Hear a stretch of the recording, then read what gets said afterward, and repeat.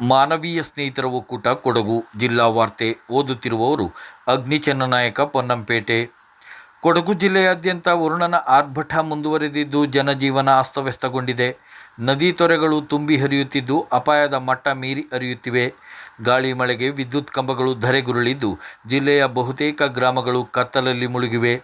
ಮರ ಬಿದ್ದು ಹಲವೆಡೆ ರಸ್ತೆ ಸಂಚಾರ ಕಡಿತಗೊಂಡಿದೆ. ಎಡೆಬಿಡದೆ ಸುರಿಯುತ್ತಿರುವ ಮಳೆಗೆ ಜಿಲ್ಲೆಯ ಹಲವು ಕಡೆಗಳಲ್ಲಿ ಮನೆಗಳ ಗೋಡೆ ಹಾಗೂ ಮೇಲ್ಛಾವಣಿ ಕುಸಿದು ಬಿದ್ದಿದೆ. ಬೆಂಬಿಡದೆ ಸುರಿಯುತ್ತಿರುವ ಮಳೆ ಹಿನ್ನೆಲೆಯಲ್ಲಿ ಕೊಡಗು ಜಿಲ್ಲೆಯಾದ್ಯಂತ ಮರಳು ಮತ್ತು ಮರದ ದಿಮ್ಮಿಗಳ ಸಾಗಾಣಿಕೆ ಹಾಗೂ ಭಾರೀ ವಾಹನಗಳಿಗೆ ಜುಲೈ 5ರವರೆಗೆ ಸಂಚಾರ ನಿಷೇಧಿಸಲಾಗಿದೆ.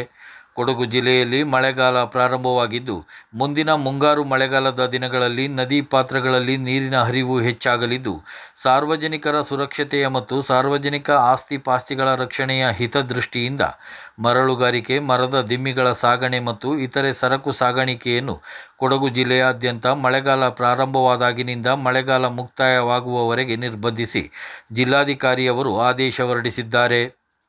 ಕಳೆದ 4 ದಿನಗಳಿಂದ ಜಿಲ್ಲೆಯಲ್ಲಿ ಸುರಿಯುತ್ತಿರುವ ಧಾರಾಕಾರ ಮಳೆಯಿಂದಾಗಿ ಕಾವೇರಿ ನದಿಯಲ್ಲಿ ನೀರಿನ ಮಟ್ಟ ಏರಿಕೆಯಾಗಿರುವ ಹಿನ್ನೆಲೆಯಲ್ಲಿ ಜಿಲ್ಲಾಧಿಕಾರಿಗಳ ಸೂಚನೆಯ ಮೇರೆಗೆ ಕುಶಾಲನಗರ ತಾಲೂಕು ತಹಶೀಲ್ದಾರ್ ಕಿರಣ್ ಗೌರಯ್ಯ ನೇತೃತ್ವದಲ್ಲಿ ಕಂದಾಯ ಪರಿವೀಕ್ಷಕ ಸಂತೋಷ್ ಹಾಗೂ ಗ್ರಾಮ ಆಡಳಿತ ಅಧಿಕಾರಿ ಸಚಿನ್ ಕುಲಕರ್ಣಿ ಅವರು ನೆಲ್ಯಹುದಿಕೇರಿ ಗ್ರಾಮದ ನದಿ ತೀರದ ನಿವಾಸಿಗಳಿಗೆ ಸುರಕ್ಷಿತ ಸ್ಥಳಗಳಿಗೆ ತೆರಳುವಂತೆ ಮುಂಜಾಗ್ರತೆ ಕ್ರಮವಾಗಿ ನೋಟಿಸ್ ನೀಡಿದರು. ನೆಲ್ಯಹುದಿಕೇರಿ ಗ್ರಾಮದ ಬೆಟ್ಟದಕಾಡು ಕುಂಬಾರಗುಂಡಿ ಭಾಗದಲ್ಲಿ ಈ ಹಿಂದೆ ಮಳೆಗಾಲದ ಸಂದರ್ಭದಲ್ಲಿ ಪ್ರವಾಹಕ್ಕೆ ಸಿಲುಕಿ 100 ಮನೆಗಳು ನೆಲಸಮಗೊಂಡಿತ್ತು. ಈ ಹಿನ್ನೆಲೆಯಲ್ಲಿ ಜಿಲ್ಲಾಡಳಿತದ ವತಿಯಿಂದ ಮುಂಜಾಗ್ರತಾ ಕ್ರಮವಾಗಿ ನದಿ ತೀರದ ನಿವಾಸಿಗಳು ಸುರಕ್ಷಿತ ಸ್ಥಳಗಳಿಗೆ ಹಾಗೂ ಪರಿಹಾರ ಕೇಂದ್ರಗಳಿಗೆ ತೆರಳುವಂತೆ ಕಂದಾಯ ಇಲಾಖೆ ಅಧಿಕಾರಿಗಳು ಮನವಿ ಮಾಡಿದ್ದಾರೆ. ಧಾರಾಕಾರ ಮಳೆಗಾಳಿಗೆ ಸಿಲುಕಿ ವಿರಾಜಪೇಟೆ ತಾಲೂಕು ವ್ಯಾಪ್ತಿಯಲ್ಲಿ ಇಂದು 8 ಮನೆಗಳಿಗೆ ಹಾನಿಯಾಗಿರುತ್ತದೆ ಎಂದು ವಿರಾಜಪೇಟೆ ತಾಲೂಕು ತಹಶೀಲ್ದಾರ್ ಅನಂತಶಂಕರ್ ಮಾಹಿತಿ ನೀಡಿದ್ದಾರೆ. ಕಳೆದ ಕೆಲವು ದಿನಗಳಿಂದ ಸುರಿಯುತ್ತಿರುವ ಧಾರಾಕಾರ ಮಳೆಗಾಳಿಗೆ ಸಿಲುಕಿ ವಿರಾಜಪೇಟೆ ತಾಲೂಕಿನ ಮೊರಾರ್ಜಿ ದೇಸಾಯಿ ವಸತಿ ಶಾಲೆಯ ತಡೆಗೋಡೆ ಕುಸಿದಿರುವ ಸ್ಥಳಕ್ಕೆ ಜಿಲ್ಲಾಧಿಕಾರಿ ವೆಂಕಟರಾಜ ಅವರು ಭೇಟಿ ನೀಡಿ ಪರಿಶೀಲನೆ ನಡೆಸಿದರು. ಈ ಸಂದರ್ಭದಲ್ಲಿ ತಾಲೂಕು ತಹಶೀಲ್ದಾರ್ ಅನಂತಶಂಕರ್ ಹಾಗೂ ಕಂದಾಯ ಪರಿವೀಕ್ಷಕ ಹರೀಶ್ ಮತ್ತು ಕಂದಾಯ ಇಲಾಖೆಯ ಸಿಬ್ಬಂದಿಗಳು ಹಾಜರಿದ್ದರು. ಜಿಲ್ಲಾಧಿಕಾರಿ ವೆಂಕಟರಾಜ ಅವರು ಇಂದು ಕುಶಾಲನಗರ ತಾಲೂಕಿನ ವಾಲ್ನೂರು, ತ್ಯಾಗತ್ತೂರು ಮಳೆಹಾನಿ ಪ್ರದೇಶಗಳಿಗೆ ಭೇಟಿ ನೀಡಿ ವೀಕ್ಷಿಸಿದರು. ಗಾಳಿ ಮಳೆಗೆ ಮರವೊಂದು ಬಿದ್ದು ಸ್ಕೂಟಿ, ಕಾರು ಜಖಂಗೊಂಡಿರುವ ಘಟನೆ ಮಡಿಕೇರಿ ಹೊರವಲಯ ತಾಳತ್ಮನೆಯ ಬಳಿ ನಡೆದಿದೆ. ತಾಳತ್ಮನೆ ನಿವಾಸಿ ಯತೀಶ್ ರೈ ಎಂಬುವರಿಗೆ ಸೇರಿದ ಸ್ಕೂಟಿ ಹಾಗೂ ಕಾರು ಮರ ಬಿದ್ದ ಪರಿಣಾಮ ಸಂಪೂರ್ಣವಾಗಿ ಜಖಂಗೊಂಡಿದೆ.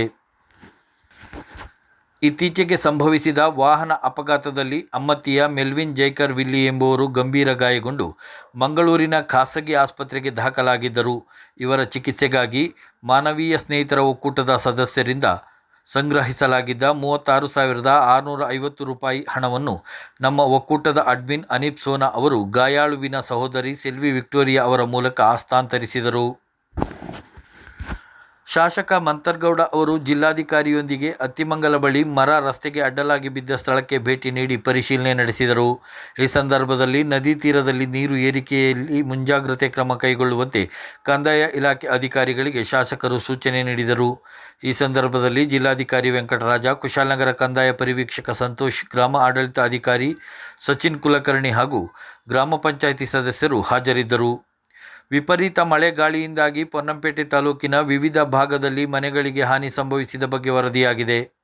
9 ಮನೆಗಳಿಗೆ ಭಾಗಶಃ ಹಾನಿಯಾದರೆ ಹಳ್ಳಿಗಟ್ಟು ಉದೂರುವಿನ PA ಆಲಿಮಾ ಅವರ ಮನೆಗೆ ಶೇಕಡ 75ರಷ್ಟು ಭಾಗ ಹಾನಿ ಸಂಭವಿಸಿದೆ. ತಾಲೂಕಿನ ಇತರೆಡೆಗಳಲ್ಲಿ 2 ಜಾನುವಾರು ಕೊಟ್ಟಿಗೆಗಳಿಗೆ ಹಾನಿಯಾಗಿದ್ದು ಪೊನ್ನಂಪೇಟೆ ತಾಲೂಕು ತಹಶೀಲ್ದಾರ್ ಮೋಹನ್ ಕುಮಾರ್ ಭೇಟಿ ನೀಡಿ ಪರಿಶೀಲನೆ ನಡೆಸಿದರು.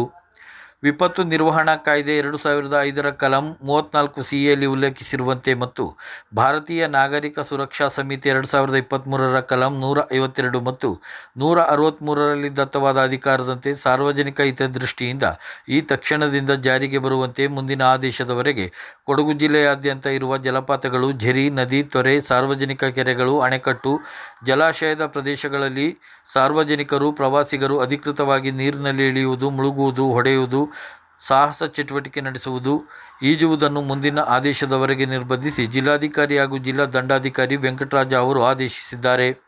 ಈ ಆದೇಶದ ಉಲ್ಲಂಘನೆಯು ವಿಪತ್ತು ನಿರ್ವಹಣಾ ಕಾಯ್ದೆ 2005ರ ಸೆಕ್ಷನ್ 51(b) ಮತ್ತು ಸಂಬಂಧಿತ ನಿಯಮ ಕಾಯ್ದೆಗಳ ವಿವಿಧ ಕಲಂಗಳಡಿಯಲ್ಲಿ ದಂಡನೀಯವಾಗಿದೆ ಎಂದು ಜಿಲ್ಲಾಧಿಕಾರಿ ಹಾಗೂ ಜಿಲ್ಲಾ ದಂಡಾಧಿಕಾರಿ ವೆಂಕಟರಾಜ ಅವರು ತಿಳಿಸಿದ್ದಾರೆ. ನಿನ್ನೆ ತಾಂತ್ರಿಕ ಸಮಸ್ಯೆಯಿಂದ ಮುಂದೂಡಲ್ಪಟ್ಟ ಪೊನ್ನಂಪೇಟೆ ಕೊಡವ ಸಮಾಜ ಆಡಳಿತ ಮಂಡಳಿ ಚುನಾವಣೆ ಮೇ 30ರಂದು ಶುಕ್ರವಾರ ಬೆಳಗ್ಗೆ 8 ಗಂಟೆಯಿಂದ ಸಂಜೆ 4 ಗಂಟೆಯವರೆಗೆ ಪೊನ್ನಂಪೇಟೆ ಕೊಡವ ಸಮಾಜದ ಸಭಾಂಗಣದಲ್ಲಿ ನಡೆಯಲಿದೆ ಎಂದು ಪ್ರಕಟಣೆ ತಿಳಿಸಿದೆ.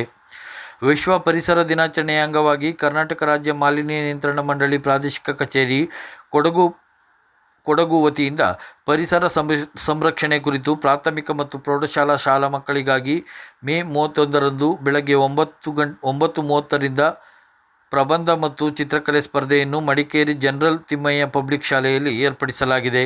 ಸ್ಪರ್ಧಿಗಳಿಗೆ ಡ್ರಾಯಿಂಗ್ ಶೀಟ್ ಮಾತ್ರ ನೀಡಲಾಗುತ್ತಿದ್ದು, ಚಿತ್ರಕಲೆಗೆ ಬೇಕಾಗುವ ಬಣ್ಣ ಇನ್ನಿತರೆ ವಸ್ತುಗಳನ್ನು ವಿದ್ಯಾರ್ಥಿಗಳೇ ತರಬೇಕು. ಈ ವರ್ಷದ ಘೋಷವಾಕ್ಯವು ಜಾಗತಿಕವಾಗಿ ಪ್ಲಾಸ್ಟಿಕ್ ಮಾಲಿನ್ಯವನ್ನು ಕೊನೆಗೊಳಿಸುವುದು ಎಂಬುದಾಗಿದೆ. ಸ್ಪರ್ಧೆಯಲ್ಲಿ ಭಾಗವಹಿಸಲು ಆಸಕ್ತಿಯುಳ್ಳವರು ಸ್ಥಳದಲ್ಲಿಯೇ ತಮ್ಮ ಹೆಸರು ನೋಂದಾಯಿಸಿಕೊಳ್ಳಬಹುದು.